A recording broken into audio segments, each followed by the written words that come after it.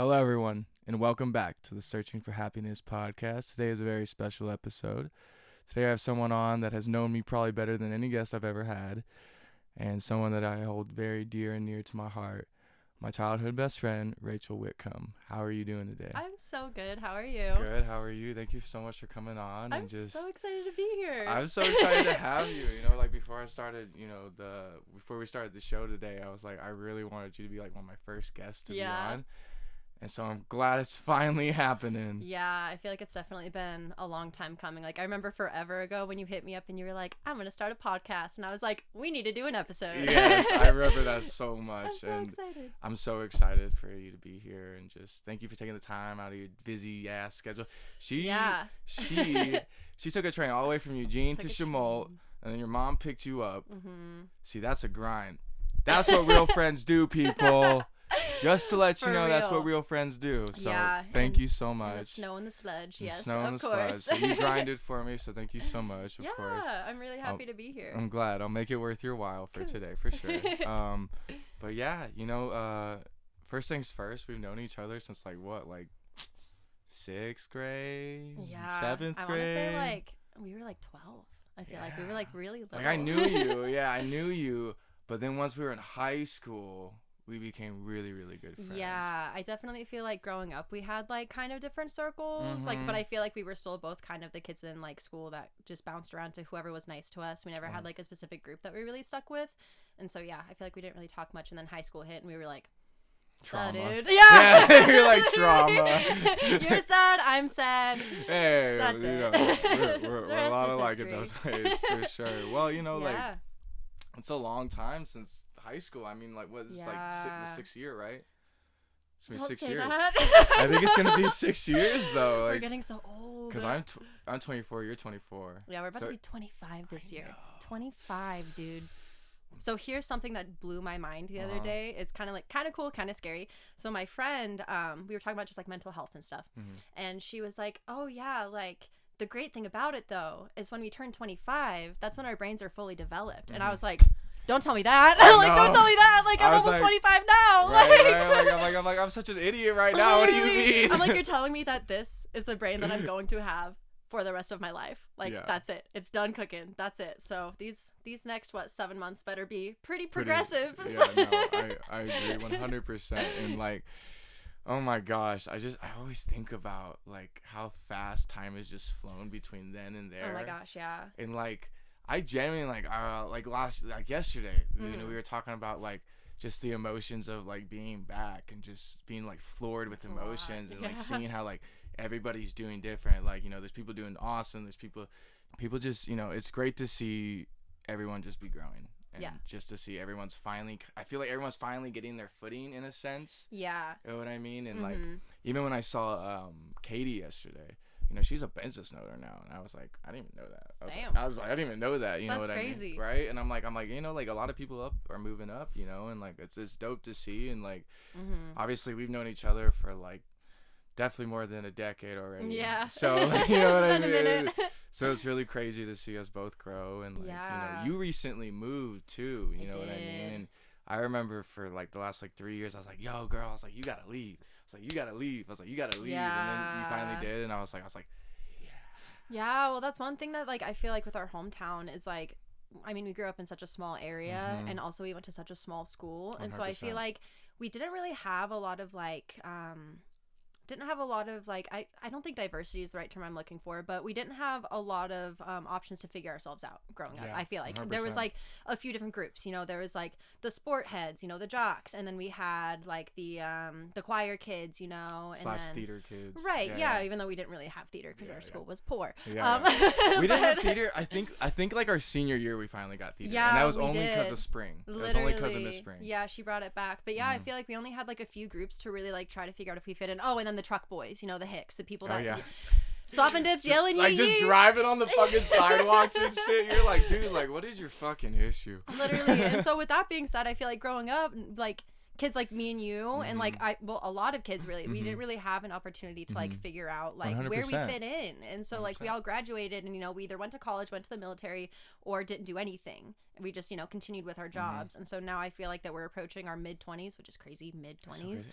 people are even getting like people we went to high school with are even getting out of the military now.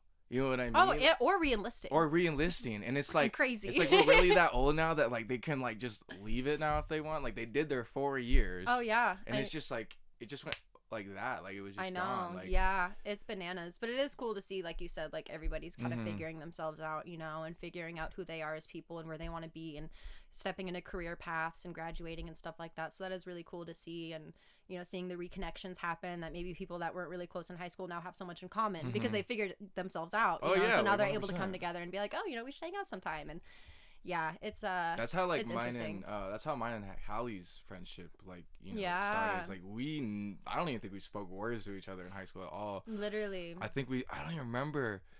Maybe it was like an event or something, and we like finally talked. And ever since then, we've been really good friends. But it's just like it's that bridge after high school. I feel like in high school, it's just everyone just feels so lost and confused, and like me and you had a lot worse than a lot of people in that high school too. You know, like yeah, yeah, trauma. But yeah, you know, like we made it through it though. we did. You know what I mean? You know what I mean? Yeah. I meant to say yeah, but I heard you. And I was like, you know what I mean? We're keeping that in. We're keeping that. Yes, 100%. But cute. Yeah. No, we did go through a lot from a young age, and you know what's crazy is you know, speaking of that, do you remember? Should I name drop on the podcast? Yeah, I don't care. I can name drop as long as it's not like, you know, it's not bad. right, you're not like yeah. bashing them. So, you know? you remember Dylan Rose from high school? Oh yeah. Yeah, super cool. So he is like best friends with my roommate Alyssa, who we also went to high school with, and he came to visit. I haven't seen him in years, and like we weren't really close in high school and stuff, and we were all just like at the bars drinking and shit, and he like approached me and was like, yo, like I need to talk to you about something. I was like, what? And I was like kind of scared because I'm like, oh no, what's he gonna bring up? Something stupid from high school that I did, I'm sure. And he was like, genuinely, he like got like really emotional and was like, I'm really sorry for like not being there for you through all the shit that you went through when you were younger. He was like, I feel like everybody just watched you go through it from the sides and offered you support from a distance, and like, you know, we're rooting for 100%. you silently. He's like, but nobody really like came to your side and like supported you and like helped build you up and stuff. And he's like, I'm really sorry that this is like 8 years too late, but like, you know, like I admire your strength and like the way that you've like been able to continue through life and stuff. And I was like, okay. whoa, like that's really nice. No, like I'm glad that people agree. see it like that, because I look back on like all the shit that we went through in high school and when we were younger, and I'm like, my life was a shit show. Like I was such a mess. Like I was probably so like off the rails and crazy, and it's like really refreshing to have people from that time period of my life come back and be like, no, like you know, we like look up to you and like admire your strength and stuff. We didn't view you as like a crazy mess for all the shit that you went through. And I'm like, that's really cool. Like I love that about getting older too, is like I've gotten several apologies from people. Yeah, you know what I mean? too, like yeah. several, like you know what I mean? People like I had weight classes with, or people like not the weight class. Yeah, I know. Not the weight you know class. exactly who I'm talking about. There's a reason why our school had to have an all-girls weight class, because those boys were relentless. They were ruthless. Yeah, literally. And the only girls that were in the guy ones were like already like could beat the shit out of all of them. Yeah, you know what I mean? literally. Like so like yeah, no, I've gotten tons of apologies. I think I'm not gonna name drop him because I didn't get permission, but like I'll say his last name, Price. So like yeah, he's apologized to me. Wow. Yeah, and he was like, hey man, you know, like I know I used to like really kind of like fuck with you during like weight class and like make fun of you because you didn't like lift that much and like this and that. And I was like, you know, wow. I'm still a toothpick, you know what I mean? So like obviously I didn't stick with it. Yeah. Obviously I didn't stick with it, and I was like it was like a random like 2 a.m. text. Wow. And like just like I think that was like, it's like out of nowhere 2 years ago or something like that. I'll never forget it though, because it was like the first apology I ever got from somebody, and I was like, wow. But like after that, like I've had like several females apologize to me, like, I'm sorry, I'm so rude to you. I'm like, you're just saying that it's now because you're in LA. Yeah, I'm like, that's what I was like, you're just saying that now because I'm like doing something with my life. Yeah, you know which is like really unfortunate. Like it's very unfortunate. It's nice to see that people are like reaching out and being nice, but like it sucks when it's for the wrong reasons. Like I remember all the wrong reasons. Yeah, like I remember when I lost a bunch of weight, you know, because I was dealing with that shit, and I used to be like a lot bigger, and I used to get bullied a lot, and then And there was a specific group of boys in our middle school and high school that used to just go ham on me for years. And then as soon as I got skinny, they were all in my DMs being like, I remember. I'm sorry for being so mean to you. Yeah, like, oh my gosh, like, You you're sent me actually really screenshots. cool. Yeah, they're like, you're actually really cool. Like, maybe we can hang out sometime. I'm like, are you fucking kidding me? Like, are you serious? Like, I'm still the same person. Yeah. I just look different. Like, your Yeah. opinions and feelings about me have not changed. Like, you just think I'm more conventionally attractive now. And that's, like, really shitty. And it's, like, It's the really same thing with shitty. you being in LA, you know? Like, you're still the same Joseph. You're still the same person. You just, I'm more of a dick now, but yeah. aren't we all? Life does that. Yeah, it's That's true, growing it's up. true. You have to be. People Sometimes you people have to just be the push bitch. you around. Like, you Yeah. have to be the dickhead sometimes. Yeah, you really do. Or else, like, you know, like, I always, like, grew up trying to have so much grace and kindness, and I never wanted to hurt anybody's feelings. And I still hold those values definitely to this day. Same. But at the same time, I'm like, don't fucking try me because I don't have time for that. Like, you know what I mean? Like, I don't have the energy for that. Like, I don't. Yeah, I was telling Hallie, like, I have no shame leaving a job. Yeah. Like, especially in the film Literally. industry, like, they're just like that. You know what I mean? Like, if I don't, like, Yeah. if I can't tolerate who I'm working with, or, like, like, if someone says something mad disrespectful, like, in the film industry, it's like, if you quit something, it's like, no one gives a shit, because, like, it's just the next job. So, like, yeah, you can burn connections, but it's like, I already hate working there. So I was like, am I really going to burn a connection there? You know what I mean? Right. If I'm already miserable, how much do I really want to keep this opportunity? Exactly. And that was my decision to come back home too, is these people I'm working for, they were kind of giving me shit. You know, I'm working for these great people at a studio. They're awesome, but I was also interning for a separate company that has nothing to do with music. And they were kind of just like, I explained the situation with my brother, and I was like, yo, like, I really need to see him, because, like, you can get money back and you can get opportunities back, but you can't get time back. Literally. And that's what I told them. I was like, you just can't get time back, and this is a time where I know my brother's gonna lose some time. Yeah. You know what I mean? Sure. And he's gonna, like, go away for a bit and, like, realize that, you know, a lot of time has passed. Maybe, I don't know how long it's gonna be, you know. So, like, I made sure I was like, I'm going, like, whether you want me to or not. And they pretty much like, well, if you go, don't come back. I was like, cool, peace, bye. Yeah, like, my family is way more important than I was a like, job. I literally, like, their jobs were, like, dropped. They're like, wait, what? I was like, dude, I was like, you really think I was gonna choose you over my family, bro? Like, Well, I'm sure that's the crazy thing. I'm sure a lot of people in LA they do. would. They do. And do all the time. They do. Like, And then they do it so much that people start expecting it. You know that's what so I mean? crazy. And so they're like, oh, I can just use this and dangle the carrot over their head, and they're gonna grab it. And then as soon as you don't, they're like, wait, what? Yeah, and that's Like- that's how I've become more of an asshole and more of, like, kind of a jerk. It's Yeah. like, I just stand my ground, and, like, what do you call it? There's just been instances where, like, people try to, like, pay me, Yeah. or, like, very, very little, or don't pay me at all, and, like, you kind of, that's how it is in the film industry.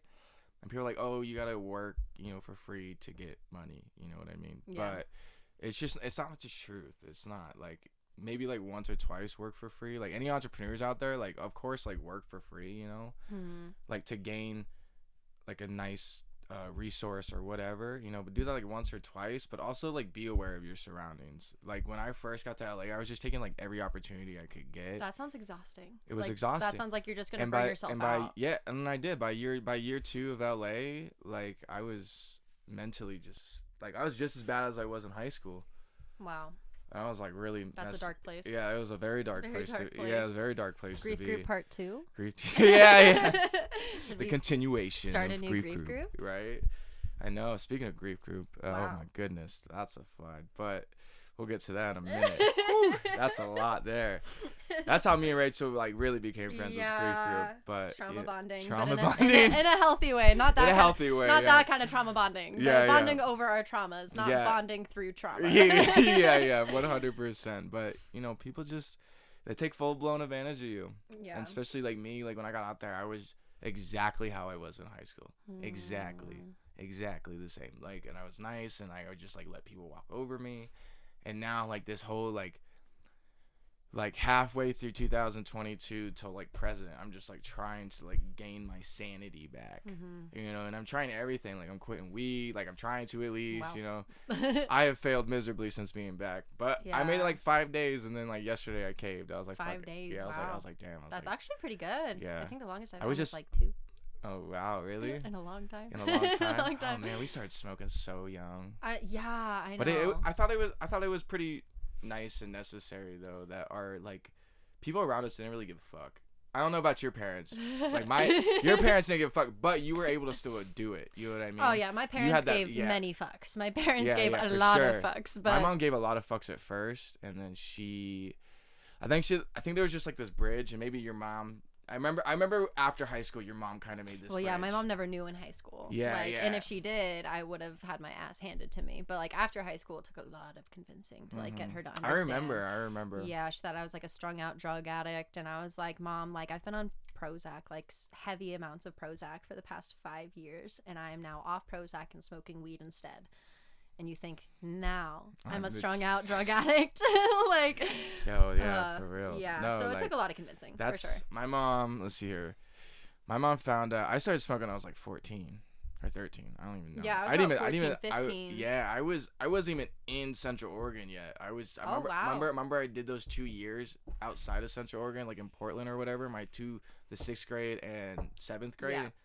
Yeah. So I did, it was 7th grade and 8th grade.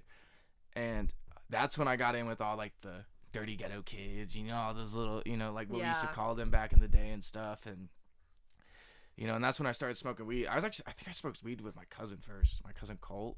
I don't even know if you met that fool. I also smoked weed with my cousin for the first time. Oh, that's crazy. It's always the cousins that get you. I know. They just swoop in and they're like, hey, they're such bad influences. And it's wanna true. buy like, a gram? Yeah.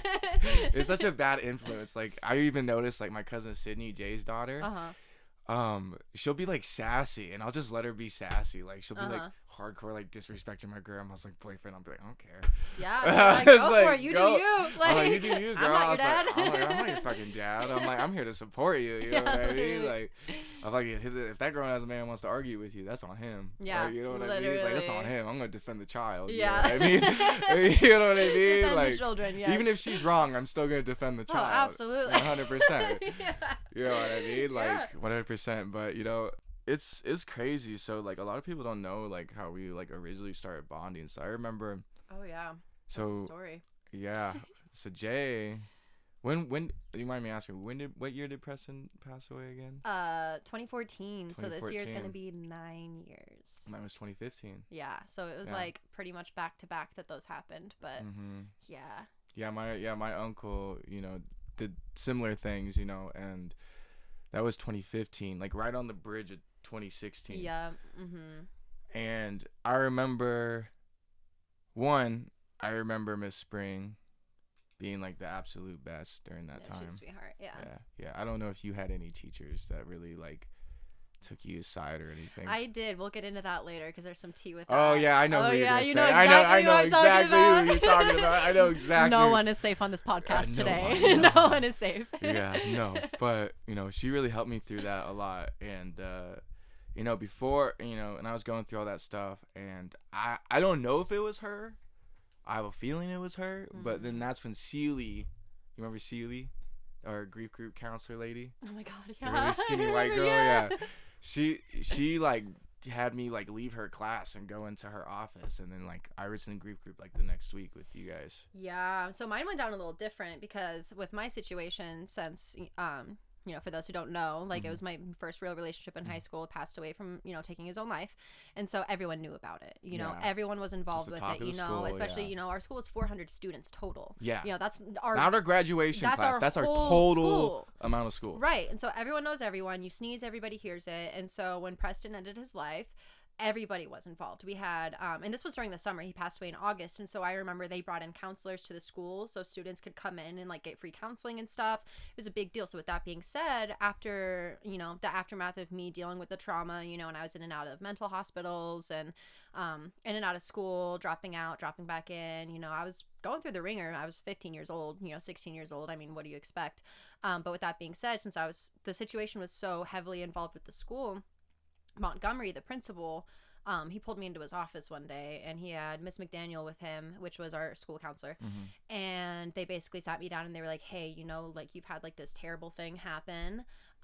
We're experiencing an influx of other students that we think could benefit from counseling as well, but maybe like a grief counseling group to where you guys can all kind of talk about your traumas together, and you guys can kind of like find people to relate to, basically, you know, because I was completely alienated after Preston took his life. You know, people didn't know how to talk to me, look at me. I remember. Yeah, I didn't. And really I wasn't like, I was that weird kid at that time. Mm-hmm. You know what I mean? I was like, you're just like, mm-hmm. Yep. Yes, you were, Joseph. No, but for real, I was that kid that like just never, like, I was just annoying. Like, I just was. I mean, you know what I mean? We all were. We were all dealing with we all our were own in our, shit. we were dealing with our own shit. So like, yeah, we never really became friends until. But continue your story. Yeah, and so they were like, basically, like, we think that you and all these other kids could benefit from being able to relate to each other, since you guys are all going through crazy traumatic situations at such a young age that are kind of far and few like between. So I was like, okay. And I was kind of like against it at first, because I was like, I don't want to like sit here and have everybody like talk about, because like, not in like a selfish, conceited way, but I knew that the gravity of my situation was going to be a lot higher than what other people our age in that group were going to be experiencing. And so I was like, I don't want to have to go into this group and talk about this terrible traumatic shit, for lack of better words, that I'm experiencing, and listen to other people whine about how their parents are getting a divorce. You know what I mean? I was like, that's just going to be exhausting, and I don't know how well I'm going to be able to like handle that. And so I remember we did grief group. They had snacks automatically. I was like, hell yeah, I love snacks. I'll be there. And same. That was my convincing factor too. And then like also being able to skip class, absolutely. And so I remember I walked in, and it's like a bunch of underclassmen. I think we were like juniors at the time. This was like 2015. Yeah, so. We were juniors because Jay committed suicide that right before 2016. Yeah. And I left school for a while. Yep. So it was our junior year. And so I remember walking in, and I just saw like a bunch of underclassmen, and I was like, fuck, like, I don't want to do this. And then I saw you, and I was like, damn. You're like, wait a second. Yeah, at first I like kind of tilted my head. I was like, why the fuck is Joseph in here? But like, okay. And I figured it was because I knew that like growing up, like you were like a pretty sick kid and stuff. And you know, you had been in and out of hospitals and all of that, you know, awful stuff. And I was like, okay, cool. And I remember I sat next to you, and then immediately when we started talking about our shit, we were just like buddy system. Yes, like, I'm never leaving your side ever. Yeah, like, well, we looked at, I remember we had this conversation after group. I'll never forget it, because you're like, you were like, you have to be my buddy. You have to be my buddy, because everyone else in there was underclass. Yeah, everyone in there was underclass. Cute. She's like, you walked out with me, and you're like, you have to be my buddy. Like, and this was before we really ever talked to each other or like really like hung out, and like this is when you were friends with fucking Laura, and like, don't scare. Don't scare. But yeah, no, like, and I just remember like, obviously I was like totally thrown off by you too, you know what I mean, your situation, because to me, I felt the same way. Like, nobody's gonna have the same pull I do. Nobody's gonna fucking get it. Nobody's gonna understand what I mean. Nobody is gonna know that reality, that harsh reality. And like growing up, you learn that is a good thing. Yes, it's an amazing thing. You're so glad. Yeah, I would never wish that stuff upon like my worst enemy. But in the moment, you feel so alienated and isolated, and like just like a complete freak. You know what I mean? I was just about to say that. Yeah, because you're going through so much, and nobody understands the level of what your brain is trying to process and comprehend at such a young age. And then still on top of that, going to school every day and dealing with the pressures of just like society in school and the community and friends and drama and sports and stuff, and trying to maintain a normal life while you're also trying to like make sure that your brain stays functioning every day. Like, it's a lot. And we did a lot too. Like, you worked in high school just like I did. Yeah, just like I did. Age. I mean, we had poor families, so like, as soon as we got our licenses, we had to start working. Yeah, I started helping my mom pay bills when I was like 15 years old, and I have a heart condition. You know what I mean? And like, you go to school, and like all these kids are complaining, and you're like, dude, like, you guys got it so like, easy. Like hearing people bitch about what color prom dress they're gonna get because their friend bought the color that they wanted to wear. I'm like, oh really? I just buried my boyfriend this summer. I don't want to hear about it. You know what I mean? And that's not their fault. That's 100%. Just the reality of their reality. And you know where they're at in life. But when we're so young and we're dealing with all of that, it's like, fuck you guys. Like, you guys got it good. Yeah, you know 100%. And there's like, and that's trauma in itself too, just having that animosity towards people. But it's not even our fault to have that animosity. It's just like the way your brain works when you go through so much trauma is you just you hate happiness. Like, you just genuinely hate anybody that is happy because you're not. Like, and that's literally like, I try to tell people, like, you know, the difference between sadness and depression is a whole different, like, there's so many different things about it. It's a spectrum. It's a different spectrum. Like, and people are like, oh, I'm so depressed these days. I was like, no, you're just sad. You're going through it. You're That's going not through depression. That's not depression. Depression is something you live with, and it's something that you can't escape. Yeah. It's like, I run into it all the time in LA. People are like, I'm depressed as shit. And I'm like, for no, what? you're just having a hard time. You're going through a hard time. And not to invalidate anybody's feelings. Yeah, no, because I their don't want to feelings are invalidate. valid. Yeah. And, it's valid to feel like you're in that low place. But, like, when you do have, like, a brain condition with depression, and it's like whether it's genetic or from PTSD or things like that, you kind of scoff at people that do that because you're like, dude, like, you don't get it. Like, I literally had to stay in bed for 3 hours last night and convince myself not to jump off a bridge because I know that in 3 hours this feeling is going to pass. You know what I mean? 100%. Like, that's what depression is, dealing with that kind of shit, not being like, oh, work really sucked today and someone yelled at me and I just think I just want to go lay in bed and I just feel really depressed about it. And it's like, dude, it's not it, you're just man. upset that no one you're just upset someone didn't agree with you. That literally is it. Yeah, it's crazy. It is crazy. It's like, I had this other place I was working for, and this guy thought depression was a mindset. Of course, I went off. Of course, I went off on the dude. But it's just like, there are really people out there that think that, and there are really people out there that don't understand the difference between depression and sadness. And like, and I started told him, like, you experience sadness throughout your life, and that's why you think depression is a mindset. Yeah, exactly. It's because you only experience sadness. You don't have wavelengths in your brain just going haywire. You don't have, 1 minute you're like really happy and the next you just want to like rip your significant other heads off. Oh, you know what absolutely. I mean? Like, yeah, or blacking out. I struggle really bad with dissociation, and so I will have like full on, like, when I like actually have like a panic attack or I've never been diagnosed with like mania or like BPD or anything, but like the way I describe it is moments where I feel manic. I completely black out and like lights are on but no one's home and I don't have a single memory of it, and that's like a terrifying thing to deal with because it's like, I don't know, I'm not in control, you know what I mean? And that's like, that in itself is fucking wild. It's crazy. It's scary too. And I tell something that I don't even know if anyone knows. I don't even know if you know. I don't even know if I've told you. Like, I haven't been diagnosed, but like, I've been noticing I've become very bipolar. I feel that. The last 2 years. I feel that. Like, the last 2 years, I'm just incredibly bipolar. Yeah, it's like the highs are really high and the lows are really low, and it fluctuates constantly. And it's like not even situational. It's like everything in life could be exactly the same, 100%. but my feelings just go from here to here like an instant. And it's like, what is that about? Like, And that is like depression too. And like, there are genuinely people, and this is great, like, I'm happy for them. There are genuinely people that will never have to experience that in their life. Yeah, thank God. Thank God. Like I used to be so angry about that, like, oh, why does this person get so lucky? But now that I'm older, I'm like, you guys should feel blessed. Like, you should feel blessed that you don't have to struggle. Like, there's nothing wrong with getting help with money, nepotism. Like, I understand the concept behind it, but a lot of people there that are, they benefit from nepotism, grew up very wealthy, and they grew up with zero problems. I'm not saying they grew up with zero problems.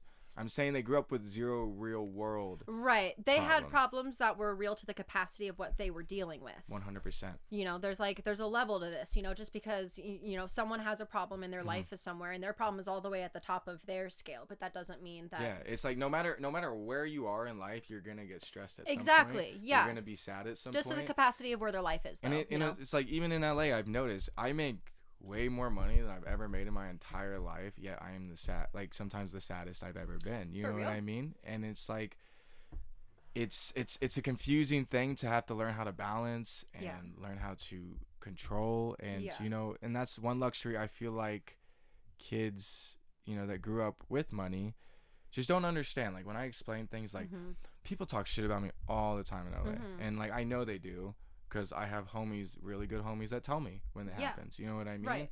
And 99% of the time, it's the rich kids. Of course. And I'm just sitting there like, I used to get really angry about that, but I'm like, you don't know me.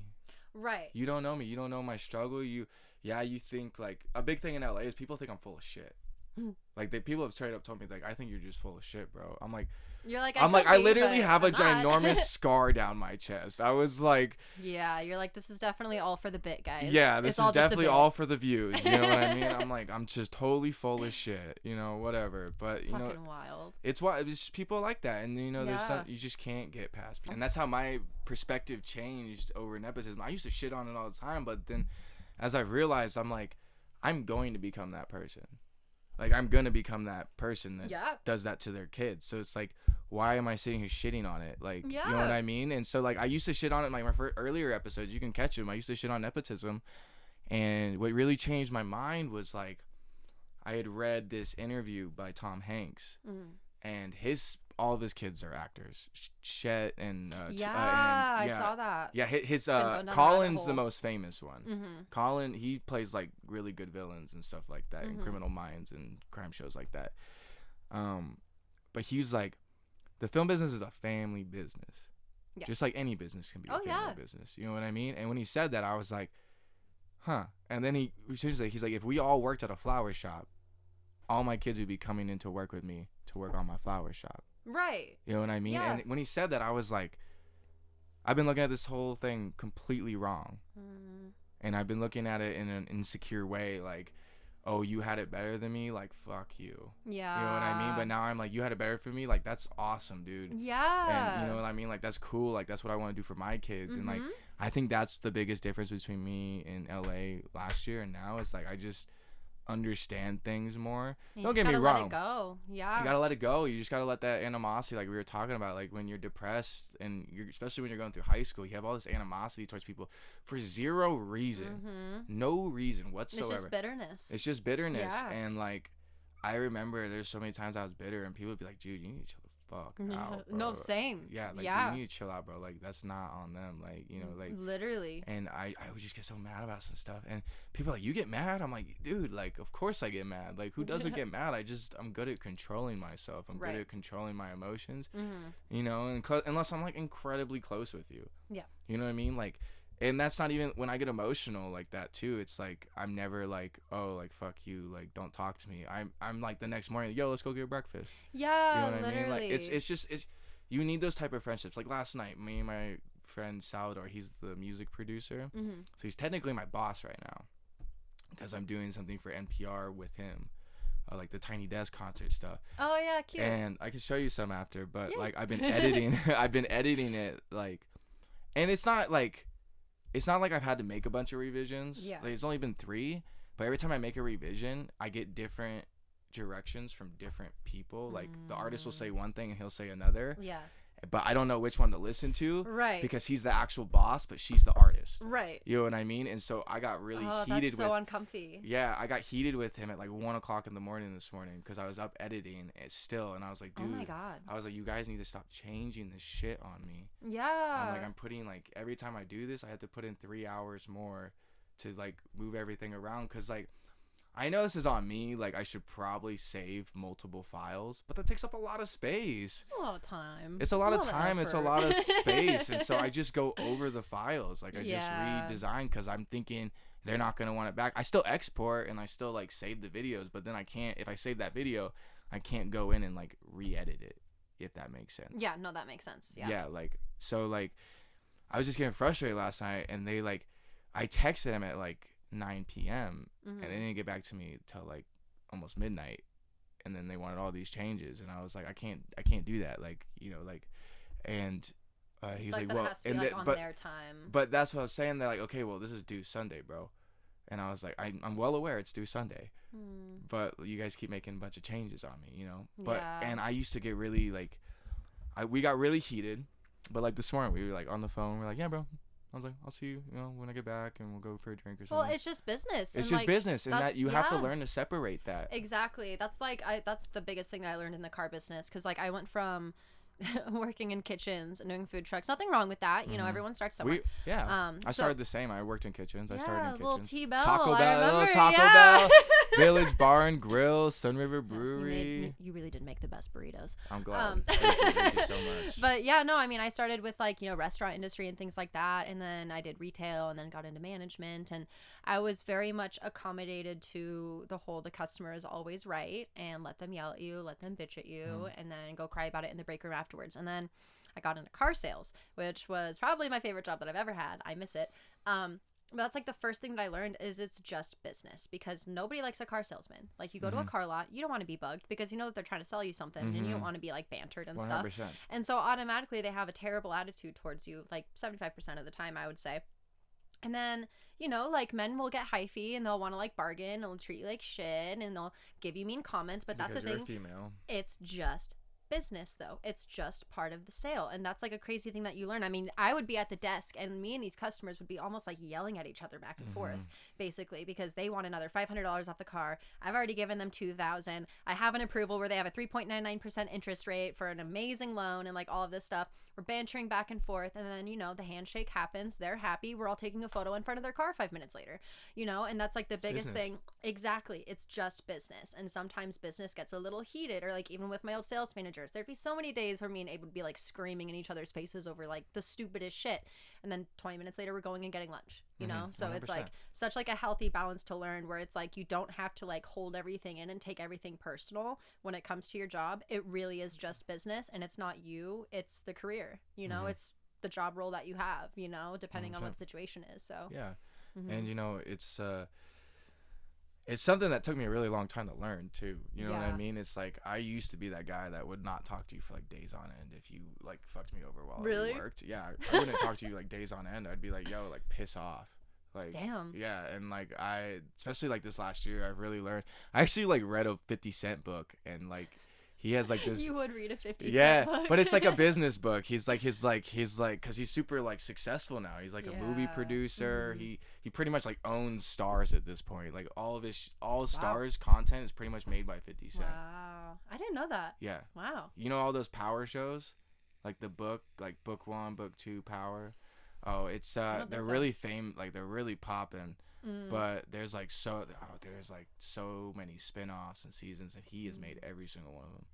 Wow, that's crazy. And he's making an 8 Mile TV show. Stop. With Eminem, yeah. That's literally my comfort movie. Like, I watch that movie every time, if I'm sick, if I'm sad, if I'm depressed, and I like every single time I'm like, where's 8 Mile? And I think it's because in high school when we were growing up, I feel like every time we came home from school, for some reason 8 Mile was like always on MTV at least like once a week. I feel you know what I mean? It's like I'm home from school, have a shit day, I feel and just it's like true. Make a little quesadilla and watch 8 Mile. And so now it's like my comfort movie. So I'm excited for that show. Wow. Yeah, no, I don't know when it's coming out or not, but he's really successful in like the entertainment industry now and stuff. And he told me something that, you know, he doesn't mix business with pleasure. And so like what he meant by that is he just doesn't, if he gets heated with somebody, he never lets that affect his personal opinion about him.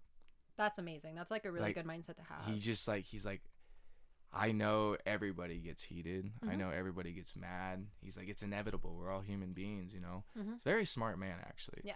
And he was just saying that, like, it's not on him that he's upset because his vision's not being seen properly. Yeah, for real. That's on everybody else. And the same thing happens to me. He's like, my vision sometimes is completely misunderstood. And sometimes it's just business. And sometimes you just have to put your foot down and be an asshole. And like, you know, but that's just business. Literally, yeah. And then he's like, and then if you really feel bad about it after, go to them and talk to them about it after. And that's what I do. Like, if I get heated on set, I'll go to the individual, like, right after something, like, hey, man, like, I'm sorry, like, just trying to do my job, you know. Literally, you're kind of just sitting around doing nothing. Like, I needed you to do something. Like, I have no animosity towards you. Gotta put some fire under your ass. Yeah, like, Like, I have no animosity, no, nothing towards or against you as a human being or a person personally. Just my job. Just my job, man. And ever since I started treating every situation like that, not even work, just like life in general, like life is just getting easier and easier and easier. Oh, for real. Yeah, when you learn to just let shit go and not like hold everything in so personally and like form resentment and bitterness towards people, like the world is your oyster. And like and I know you've I know you recently kind of dabbling and you're kind of getting used to it, but like I think just not caring what people think anymore too is a big thing. It's beautiful. The art of not giving a fuck is what I've been saying, and it's really, I love it. Freeing. It's freeing because I went through such a terrible situation this summer, you know. I mean, you know what happened, but 100%. Ended up going through a really bad breakup from what I would call an abusive relationship. And I don't mean physical or anything like that, but like our relationship was emotionally. Oh yeah, and neither of us were good at the end. You know what I mean? It was literally me and Laura 2.0. Yeah, no, it really was. I mean, there was a lot involved. There was addictions involved. There was a lot of factors to it, but I went through such a terrible situation. I was in a really bad relationship. It was good for when it was, and then it was bad when it wasn't. And I remember just feeling so controlled and insecure all the time, and feeling like I had to make sure that I was exceeding or meeting the expectations that my partner was setting for me, you know, because whether we were going to a rave, because he was a DJ, whether we were going to a rave and I needed to make sure that I looked a certain way, acted a certain way, didn't drink this, you know, like doing things like that. And I always felt just very like, and I was always a very insecure person too growing up. I was always very like shy and didn't want to put myself out there and cared so much about what everybody thought about me. And then the summer happened and I ended up homeless. And I remember just being completely by myself and I had nothing except for me. Like, you know, I didn't have, I mean, I had my friends that supported me for sure, the friends that did. But in reality, I mean, I lost my home. I lost my partner. I lost my cat. All I had was basically what I could fit in the back of my car. And that was my life for 2 months, living out of a duffel bag. And it really opened my eyes because I was in such a miserable place. And it was scary. Like one of the scariest, most traumatic times of my life was when I was homeless. And I just remember one day I just had like the realization and I just kind of like looked at myself in the mirror and I was like, okay, your life fucking sucks. You're miserable. You are literally trying not to jump off a bridge every day right now. So let's create a life that I love to live. Let's create a life where I'm happy and I'm doing the things that I want to do and I'm experiencing the things that I want to experience. And I'm not reliant on what does so-and-so want to do? What does, you know, I don't want to like name drop them, but what does my ex want to do? Where does my ex want to go? What friends does my ex want to hang out with? What show does my ex want to see? And instead I just changed it to, where does Rachel want to go? What does Rachel want to do? What does Rachel want to wear? You know, where does Rachel want to take a vacation to? And I just, you know, after I, you know, settled in and got a place to live and, you know, got my life together and, you know, got a job and all that stuff again, I just started hustling and working really hard to just give myself a life that I loved. And part of that was learning how to not give a fuck about what other people think and getting out of my headspace of, you know, worrying about, you know, like what people think about how I look, how I act, what I have to say. And I just had this realization that the people that love me for me are going to love me no matter what. And 100%. That has brought the most amazing people in my life. Like I could get emotional about it. Like my circle of people right now, I have never felt so loved and so cherished. And that was another thing that came in with it was like, you know, I felt like for years I was, you know, like me and my ex, we were off and on over the span of, you know, like we dated for a little bit and then we were off, then we dated again. And I felt like over that span I was just trying so hard to like get him to love me, you know, and get him to like love me for me and like see me for who I am and love me the way that I wanted to be loved. And then when I ended up homeless, I realized that was never going to happen and he was never going to provide that for me.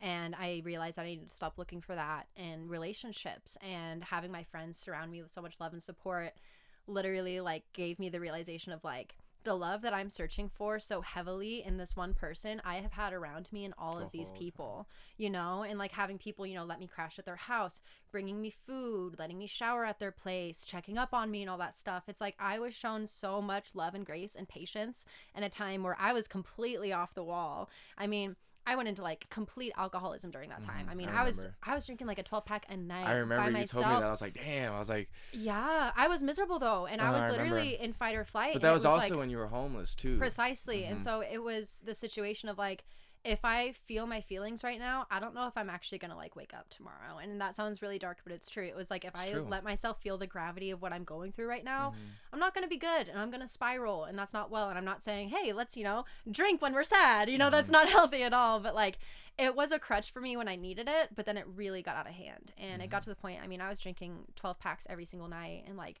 staying up till 2 a.m, like on work nights when I work, you know, at 8 a.m, you know, and all this crazy shit. And, you know, finally I just had to like pull my head out of my ass and be like, you know, like, let's get out there and let's actually find happiness and create a life that we love. And I feel like I'm starting to achieve that, and it's really nice. You know, have you noticed too, when you just let go of all those things, you start making more money too?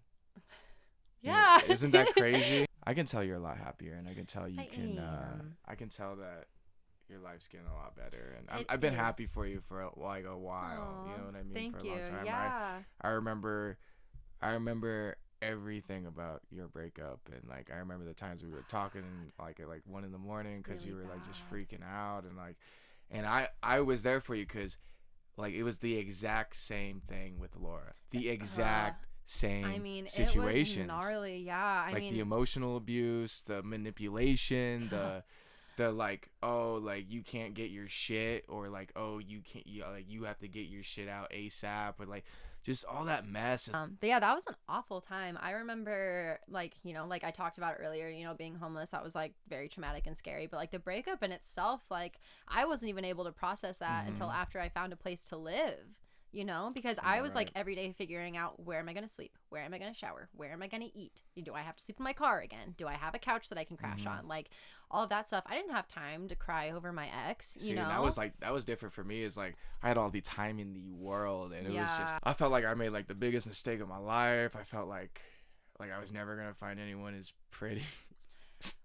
Don't know why, but I just never thought I'd find someone as pretty, or like I just never thought that I would just amount to anything better. So like those first 2 months were like just god awful. You're onto so many bigger and better things. Yeah, now I have like a hot Brazilian wife, and your wife is hot. I told you when I meet her, I may or may not hit on her respectfully. That's okay. You can't. Strippers hit on her all the time, so it's cool. But like we did go through really shitty breakups, and I remember like there were so many nights where I was like in the transition of getting my shit out of my ex's house, and I would call you and I was just off the walls, dude, because like it was bad. I mean, we were like screaming in each other's faces. I mean, the shit was getting thrown. Like, I mean, literally the same. It was scary, and like I want to hug myself a year ago and be like, I'm so sorry that you literally thought that this was what love was, and it was so hard. But like with that being said, you know, like I was in fight or flight, wasn't able to process, but then when I got a place to live, I had nothing else to do but process, and so it was just delayed. And so then, you know, 2 months have gone by since the breakup. I'm just now grieving it. And so then I had to spend, you know, 2 or 3 months with that same mindset.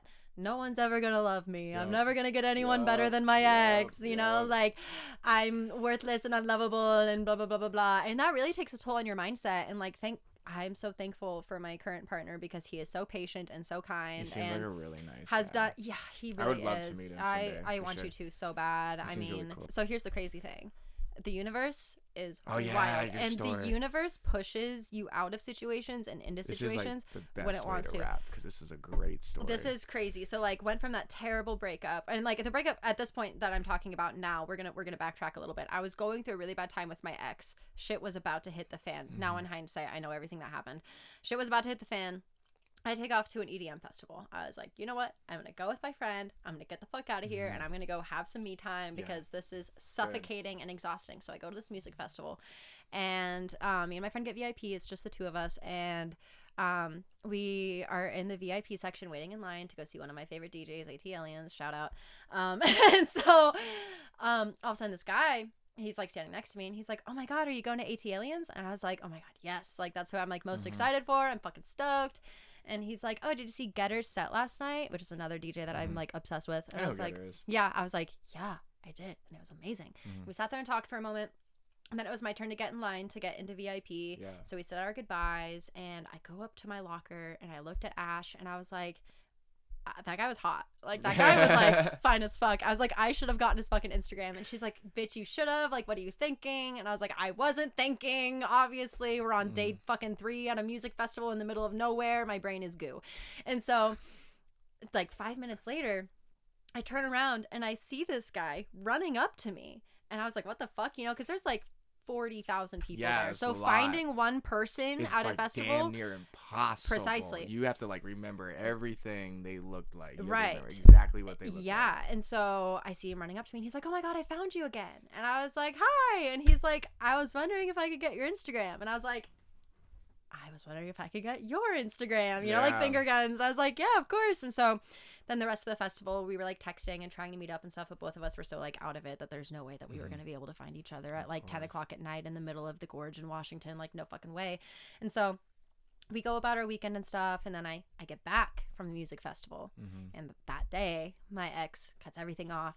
Oh yeah. And that's when everything went down. Everything turned to shit, and my whole life fell apart, and I was like, what the actual fuck? And then me and this guy MJ, we remained in contact, you know, and we were like texting casually every now and then, you know, replying to each other's like Instagram and Snapchat stories and stuff. And then out of nowhere in like November, we really started picking up talking a lot. And then he was like, yo, there's going to be like a show in Portland, like an EDM show. And because he lives in Seattle. Yeah. And so Portland is kind of like a middle point for both of us, with me being in Eugene. He's like, do you want to like go to this EDM show together? And I was like, yeah, like that'd be super cool. we hit it off instantly. It That's was good. scary. Like we were both like actually like scared shitless for how like quick we like connected and like bonded and like had everything in common, but so many differences to where we have so much to talk about. You know what I mean? And just like instantly became best friends. And then after that, we just started meeting up for EDM shows every few weeks, and then it's been a few months now, and now we're like so actually awesome. dating, and it's so crazy how I the know universe you told does that. you told me the though. other day you guys are official, so Yeah, awesome. yeah. Congratulations I on went out there. that. Thank you. Yeah, I went out there for Valentine's Day, and that awesome. was really nice. I'm and glad. yeah, he's really cool, and so that's like a crazy way to wrap it up of being like, you know, life puts you in so many crazy shitty situations, but I feel like when you ride with it and you keep pushing through it, yeah, if once you just like learn to let shit go and just be like, okay, like I'm gonna give myself a life that I deserve, the universe honors that and gives you what you deserve. And I feel like I have really like been shown that the past few months of being like, if you put in the work and you put in the effort and you know, hustle for it, like the universe is gonna put everything else into place. You know, when you just let go of shit and you just let it be and be like, my time's gonna come in either way, like you know, like no matter what, it's gonna come. You know, life's a breeze, and you start making more money, you start finding the right people, you start like, I have just friends, happier. you're just happier, and you know, I'm so happy you're happy. Like, I'm happy you're happy. I'm so happy how far we've gone. I will never forget us sitting in those little uncomfortable ass chairs at that big ass in the fucking storage room at the school as like the fucking grief group area, and now we're just sitting here. You know, we both have nice lives, nice vehicles, nice. Still go through shit, but we progress through shit, and we grow just, through we just don't shit. let it phase us anymore. You exactly. know? And you know, I'm so proud of you. I'm so happy proud for of you. And, Aww. You know, you were legitimately, I think, my longest friend I have. Yeah. I think so. You and Hope. I think you beat Hope by like a few months, legit. That's crazy. Like by a year maybe. You're like my longest friend I've ever had. I think so. Like consistently, like into adulthood. Wow, look at us go. Fuck yeah. That's so precious. But, I love that for us. Yeah, cool. I'm so happy that I got to get you on this. I'm so happy that this finally happened. It's like been like a year and a half in the making. Oh my gosh, yeah. Well, thanks for having me in your little trailer here in the middle of the woods. Yeah. Literally, that's where I set up. We're on a nice property, okay? It's not just in the middle of the woods. We're on a nice 40-acre property. We are safe. I am not here against my will. Joseph is not holding me hostage. I will not blink twice if I'm in danger. No, I'm just kidding. I love it. Oh, I just like slapped my tattoo. Oh yeah, you got yatted. Yeah, I got yatted yesterday. Wow. And I'm getting tatted on Tuesday and Friday. Wow. I'm getting hit by all my tattoo friends. Wow. Yeah. That's bananas. I haven't gotten a tattoo since this my lip tattoo. Oh wow, that's right. Oh. Yeah, I'll show you. Right. Whatever. I love it. Yeah, I was told 12 weeks. It's been a very long 12 weeks. Damn. It's been 5 years, I want to say. Damn. Yeah, and it's crazy because then if someone's taller than me and I'm talking and they're looking down, it looks like I've just eaten a bunch of Oreos.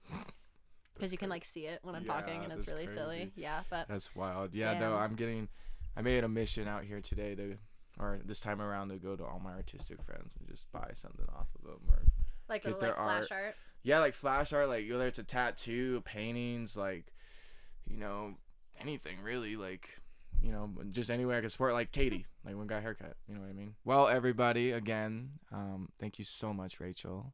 This has been a blast. Yeah. I genuinely think this is my favorite episode I've ever done. Mine too. Yeah.